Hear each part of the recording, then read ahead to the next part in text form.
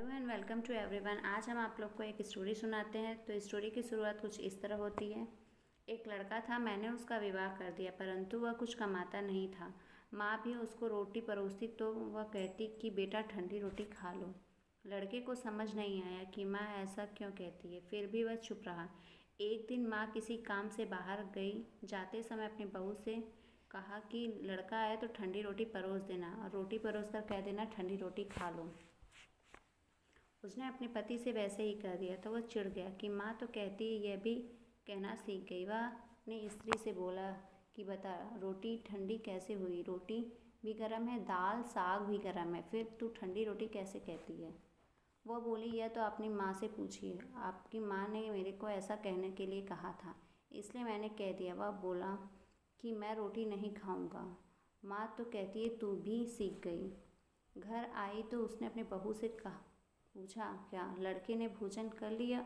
वो बोली कि उन्होंने तो भोजन किया ही नहीं, उल्टा नाराज़ हो गए।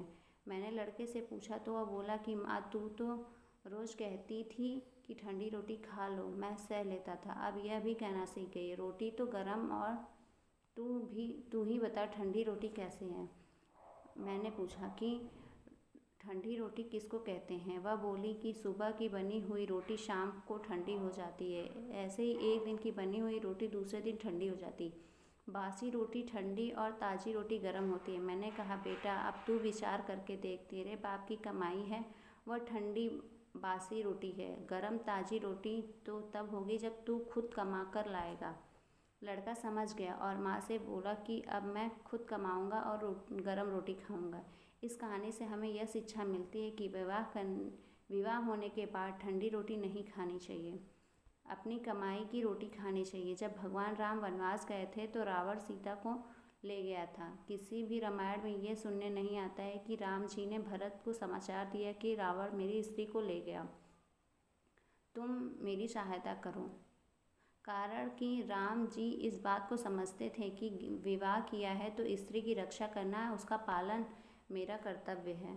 उन्होंने अपनी भुजाओं के बल से सुग्रीव की सहायता की, उससे सहायता ली। सुग्रीव को राज्य, कोषपुर और नारी, यह चारों चीज़ें दिलाकर अपनी एक स्त्री के लिए सहायता ली। इसलिए विवाह तभी करनी चाहिए जब स्त्री का और बच्चों का पालन पोषण करने की ताकत हो। यह ताकत ना हो तो विवाह नहीं करनी चाहिए। Thank you. कहानी अच्छी लगी तो चैनल को सब्सक्राइब करें और बेल आइकन को प्रेस करें।